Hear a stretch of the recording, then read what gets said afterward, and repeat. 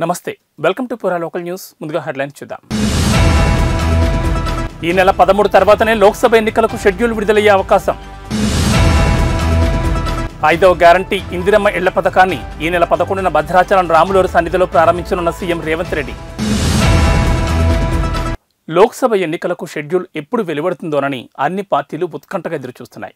Second వీక్లో ఎప్పుడైనా release కావచ్చని అంచనాతో ఉన్నాయి. కానీ ఈ నెల 11న ఢిల్లీలోని విజ్ఞాన్ భవన్లో కేంద్ర ఎన్నికల సంఘం ప్రధాన కమిషనర్, 2 కమిషనర్లు, పలువురు అధికారులు, అన్ని రాష్ట్రాల్లోని సీఈఓలు, సెంట్రల్ ఎలక్షన్ అబ్జర్వర్లతో ప్రత్యేక సమావేశాన్ని ఏర్పాటు చేశారు.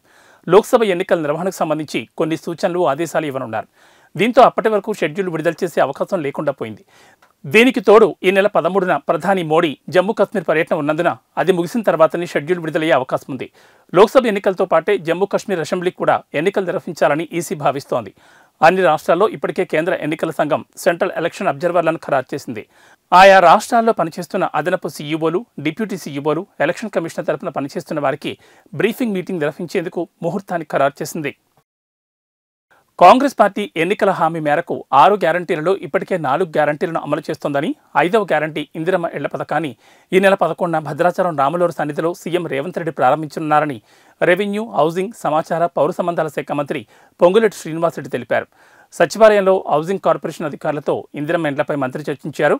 ఈ సందర్భంగా ఆయన మాట్లాడుతూ తొలి విడతగా ఈ సంవత్సరం ఇందిరమ్మ ఇండ్ల పథకం కింద ప్రతి నియోజకవర్గానికి 3500 ఇండ్లను మంజూరు చేస్తున్నామని వెల్లడించారు. తెలంగాణ రాష్ట్ర హౌసింగ్ కార్పొరేషన్, జిల్లా కలెక్టర్లు, మున్సిపల్ కమిషనర్లు ఇందిరమ్మ ఇండ్ల పథకాన్ని పర్యవేక్షిస్తారని తెలిపారు. తొలి విడతలో సొంత స్థలం కలిగిన వారికి ఇందిరమ్మ ఇండ్ల నిర్మాణానికి 5 లక్షలు మంజూరు చేయనున్నామని, 400 చదరపు అడుగులకు తక్కువ కాకుండా ఇండ్ల నిర్మించాలని, హాలు, బెడ్రూమ్తో పాటు వంటగది, బాత్రూమ్ తప్పనిసరిగా ఉండాలన్నారు.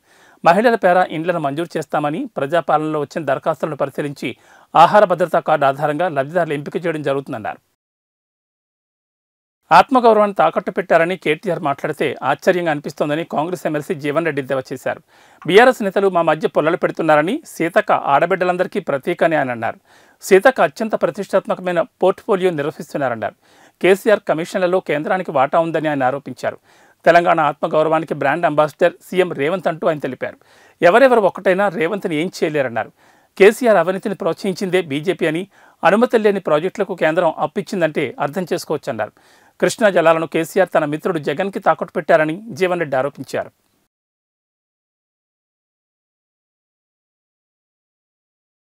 రాష్ట్రంలో సీఎం రేవంత్ రెడ్డి వ్యవహారం కృత్రిమ కరువుకు దారితీస్తోందని బీఆర్ఎస్ ఎమ్మెల్సీ కల్వకుంట్ల కవిత అన్నారు. ఇవాళ ఆమె మీడియాతో చిట్చాట్ చేశారు. కాళేశ్వరం లాంటి ప్రాజెక్టు ఉన్నప్పటికీ దాన్ని వాడుకోలేని పరిస్థితి కాంగ్రెస్ ప్రభుత్వంలో ఉందని చెప్పారు. మహిళా రిజర్వేషన్లపై అవసరమైతే సుప్రీంకోర్టులో రివ్యూ పిటిషన్ వేస్తామని కవిత తెలిపారు. జీవో 3 వల్ల ప్రభుత్వ నియామకాల్లో మహిళలకు రిజర్వేషన్ల అమల్లో జరుగుతున్న అన్యాయంపై శుక్రవారం ధర్నాకు దిగుతామన్నారు. రేపటి తమ దీక్షకు ప్రభుత్వం ఇంకా అనుమతి ఇవ్వలేదని చెప్పారు. అనుమతి కోసం కోర్టుకు వెళ్తామని అన్నారు. తనకు జాగృతి అనే సంస్థ ఎప్పటి నుంచో ఉందని, పోరాటాలు ఇంకా ఉధృతం చేస్తామని కవిత చెప్పారు.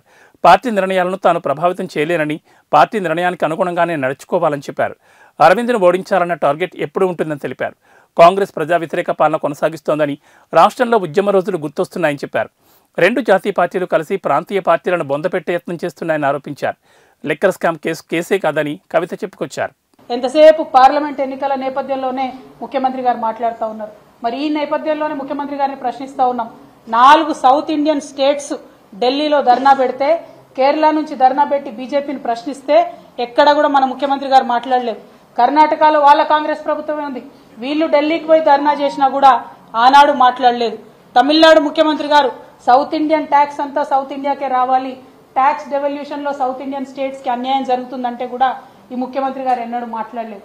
అన్నిటికన్నా ఎక్కువ మొన్న బడ్జెట్ లో మన రాష్ట్రానికి ₹1 రాకపోయినా కూడా ప్రధానమంత్రి గారి మీద ఈ ముఖ్యమంత్రి గారు మాట్లాడలేదు. మీరు పొలిటికల్ గా రాష్ట్రానికి అన్యాయం చేస్తున్నారు. అవగాహన లేక రైతులకు పొలాలు ఎండబెడతా ఉన్నారు.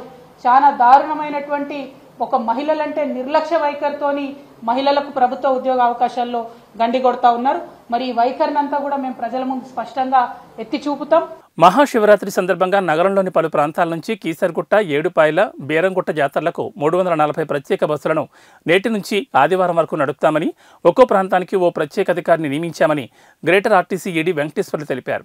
Afzalgunj, Tarnaka, ECIL, Kushaiguda, Keesara village points నుంచి కీసర్గుట్టకు, రెజిమెంటల్ బజార్, సికింద్రాబాద్ స్టేషన్ నుంచి కీసరగుట్టకు, అమ్ముగూడ, యాప్రాల్, వెంకటాపురం పాయింట్ల నుంచి కీసరగుట్టకు, ఉప్పల్ ఎక్స్ రోడ్ నుంచి కీసరగుట్టకు బస్ సౌకర్యం కల్పించినట్లు ఈడీ వెంకటేశ్వర్లు తెలిపారు.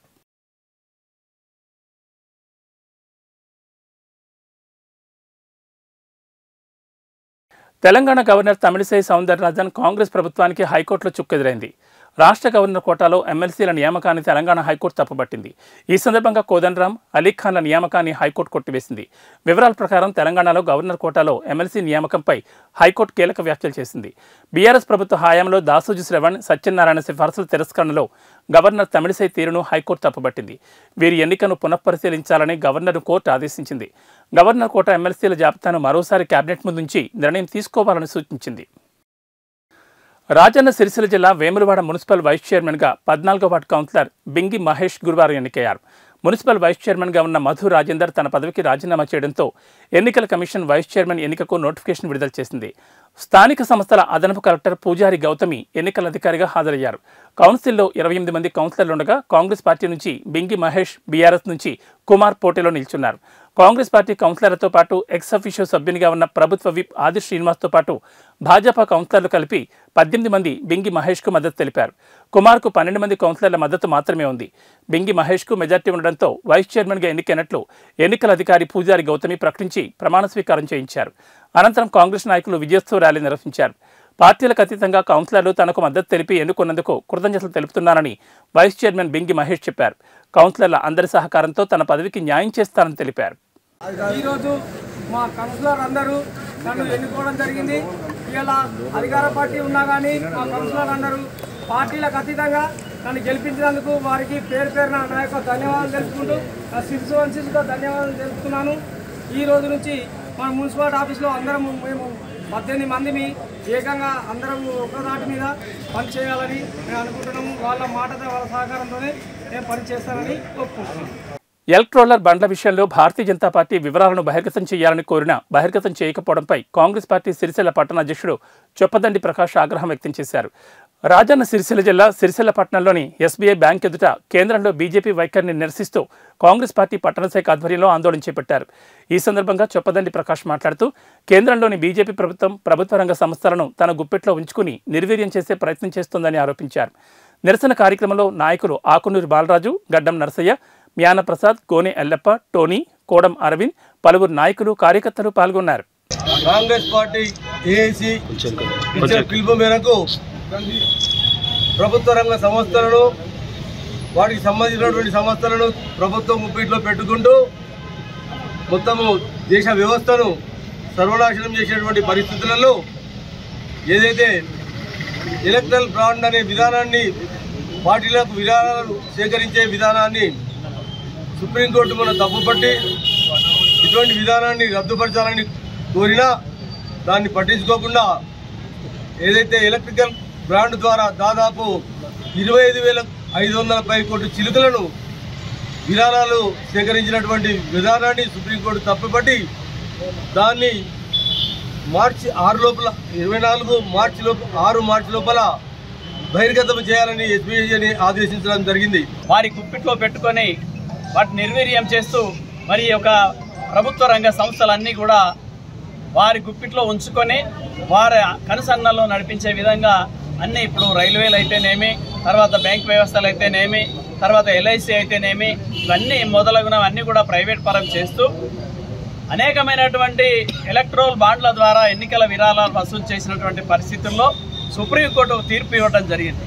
ఆ తీర్పు మార్చి 6 నిన్న 2024 మార్చి 6వ తేదీ నాటికి ఎస్బీఐలో ఉన్నటువంటి నిధుల వివరాలన్నీ కూడా బయట పెట్టాలనేటువంటి బ్యాంకులు కానీ ఇతరత్ర ఏవైతే ఉన్నాయో రైల్వే కానీ ఇవన్నీ కూడా ప్రైవేటీకరణ చేసి వాళ్ళ చెప్పు చేతుల్లో ఉంచుకున్నటువంటి మోడీ గారు మరి ఇప్పటికైనా ఈ కళ్ళు తెరిచి మోడీ గారు ఈ ఏవైతే ఉన్నాయో కాంగ్రెస్ పార్టీ మరి ఈ బ్యాంకులను కానీ ఇవన్నిటి కూడా జాతీయకరణ చేయడం జరిగింది. ప్రభుత్వం తమకు వెంటనే బతుకమ్మ చీరల ఆర్డర్లు ఇవ్వాలని డిమాండ్ చేస్తూ రాజన్న సిరిసిల్ల జిల్లా కేంద్రంలో ఆసాములు రోడ్డెక్కారు.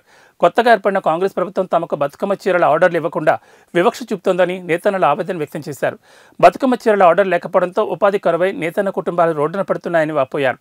గత 2 నెలల నుంచి అధికారులు నాయకుల చుట్టూ ప్రదక్షిణలు చేస్తున్నా తమని పట్టించుకునే నాథుడే కరువయ్యాడని ఆసాములు ఆవేదన వ్యక్తం చేస్తున్నారు. ఇక్కడ గత ప్రభుత్వం ఇచ్చినటువంటి బతుకమ్మ చీరల ఆర్డర్లు కావచ్చు, ఇంకేమైనా ఆర్డర్లు కావచ్చు మాకిచ్చి వారు ఉపాధి కల్పించడం జరిగింది. కానీ నేడున్నటువంటి గవర్నమెంట్ మనకు ఇస్తానేటువంటి ధోరణి కానీ ఎటువంటి కానీ స్పష్టమైనటువంటి హామీ మనకు రావడం లేదు. అందుకోసమే ఆసాములు అదేవిధంగా నేత కార్మికులు కూడా కడుపు గాలి ఈ రోజున రోడ్డు మీకు వచ్చినటువంటి పరిస్థితి మనకు కనబడతా ఉంది. దయచేసి గవర్నమెంట్ మేము ఒకటే రిక్వెస్ట్ చేస్తూ ఉన్నాం, అయ్యా సిరిసిల్లాలో ఉన్నటువంటి నేత కార్మికులు ఎవరైతే ఉన్నారో మన దేశంలో ఉన్నటువంటి రైతుల కంటే రైతుల తర్వాత అతిపెద్ద శ్రమ కలిగినటువంటి వర్క్ ఏదైనా ఉంది అంటే అది నేతన్ననే. దయచేసి ఆ నేతన్న కష్టాన్ని గుర్తించండి, నేతన్నకు ఉన్నటువంటి బాధలను గుర్తించండి. ఆసామి కార్మికుల అందరం కూడా రోడ్డుపై వచ్చి ధర్నా చేయడం జరిగింది. గత 2 నెలల నుంచి అధికారుల చుట్టూ తిరిగి ఇలా మొన్న వారం 10 రోజుల కింద జౌళి శాఖ మంత్రివర్యులు తుమ్మల నాగేశ్వరరావు గారి దగ్గర కూడా వెళ్ళడం జరిగింది. ఆయన మేము తొందరనే మీకు ఆర్డర్లు ఇస్తామని చెప్తున్నారు, కానీ ఇంతవరకు ఇవ్వట్లేదు. 2 నెలల నుంచి అధికారుల చుట్టూ తిప్పించుకొని మీకు ఆర్డర్లు వస్తాయి, మీ బకాయిలు వస్తాయి, మీకు ఆరం బ్యాంక్ వస్తుంది అని చెప్పి చెప్పుడే తప్ప ఇచ్చుడు మాత్రం లేదు, ఇచ్చింది లేదు. మాకు ఉపాధి లేదు, మేము పస్తులు ఉంటున్నాం. రేపు పండుగ మా బాధలు పట్టించుకుంటాం లేరని చెప్పి మేము సాహిత్యంగా మేము టెంట్ వేసుకొని కూర్చుంటే మమ్మల్ని ఎవరు పట్టించుకుంటలేరు. కాబట్టి మాకు కడుపు కాలి మేము రోడ్డు మీకు రావడం జరిగింది. మా ఆశాలను పట్టించుకొని మాకు ఉపాధి కల్పించి గవర్నమెంట్ గారు అని చెప్పి నేను కోరుతున్నాము. ఇక్కడ ఉన్న కేటీఆర్ సార్ స్థానిక ఎమ్మెల్యే గారు కేటీఆర్ గారు మా బాధలు పట్టించుకొని మా గురించి మీరు మా దగ్గరికి వచ్చి మనం కనీసానికి మాకు మద్దతు వాళ్ళకి మా సమస్యను ఆడగా తీసుకుపోతారని మేము అనుకుంటున్నాం. పెద్దపల్లి జిల్లా కేంద్రం నుండి చందపల్లి, తురక్కల మద్దికుంట, కాచాపూర్ మీదుగా జాలపల్లి వరకు 4,18,50,000 రూపాయల నిధులతో చేపట్టనున్న డబుల్ రోడ్ నిర్మాణానికి పెద్దపల్లి ఎమ్మెల్యే చింతకుంట విజయరమణారావు శంకుస్థాపన చేశారు. ఈ సందర్భంగా ఎమ్మెల్యే చింతకుంట విజయరమణారావును పూలమాలలు, శాలువాలతో ఘనంగా సన్మానించారు.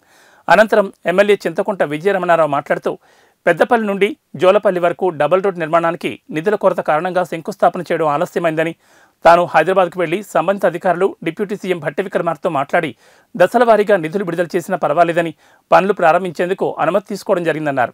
2 రోజుల్లో పనులు ప్రారంభించి 2 నెలల్లో పూర్తి చేస్తామని చెప్పారు. అలాగే పెద్దపల్లి పట్టణ పరిధిలోని చందపల్లిలో ఉన్న 3 వార్డులలో సీసీ రోడ్ల నిర్మాణం దశల వారీగా పూర్తి చేస్తామని అన్నారు. దాదాపు నేను ఎమ్మెల్యే గెలిచి 3 నెలలే కానీ ఇవి ప్రారంభించుకోకపోవడానికి కారణం కూడా ఏంటంటే యాక్చువల్గా డబ్బులు లేవు, స్టార్ట్ చేద్దని చెప్పడం జరిగింది. ప్రత్యేకంగా గత నెల రోజు నుంచి వెళ్ళి 3-4 టైమ్స్ హైదరాబాద్ వెళ్ళి సంబంధిత అధికారులతో ఆర్థిక శాఖ మంత్రి భట్టి గారితో మాట్లాడి మరి రోడ్డు చాలా ఇబ్బంది ఉన్నది, దశల వారీగా 2-3 విడతల డబ్బులు ఇచ్చినా పర్లేదు కానీ పని చేయకపోతే బాగా ఇబ్బంది అవుతుందని చెప్తే వాళ్ళు స్పెషల్గా పర్మిషన్ తీసుకొని మరి వాళ్ళ ఈ రోడ్డు ఇక్కడ నుంచి వెళ్ళి శంకుస్థాపన చేసుకోవడం జరిగింది. మరి ఇక్కడ నుంచి వెళ్ళి మద్దికుంట విలేజ్ కూడా ఇంటర్నల్ మొత్తం 7 మీటర్లతో పూర్తిస్థాయి డబుల్ రోడ్ నిర్మాణం. ఇక్కడ వరకు కూడా ఏదైతే ఇక్కడ డబుల్ రోడ్ పూర్తయి మిగతా ఉందో దీన్ని కూడా డబుల్ రోడ్ నిర్మాణం చేసుకోవడం కోసం మరి ఈ 2 రోజుల పనులు కూడా ప్రారంభమైతే నేను అనుకుంటా 1 మంత్ లోపట్నే దాదాపు మ్యాక్సిమం 1 మంత్లో అది 2 కూడా క్లోజ్ అవుతాయని చెప్పి ఈ సందర్భంగా తెలియజేసుకుంటూ మరి ఏదైతే పెద్దపల్లి పట్టణానికి సంబంధించి చందపల్లిలో ఉన్నటువంటి 3 వార్డులలో కూడా రేపు రాబోయే రోజుల్లో మరి పెద్ద ఎత్తున ఇవి ఇక్కడ వర్క్స్ పెట్టడం జరిగింది.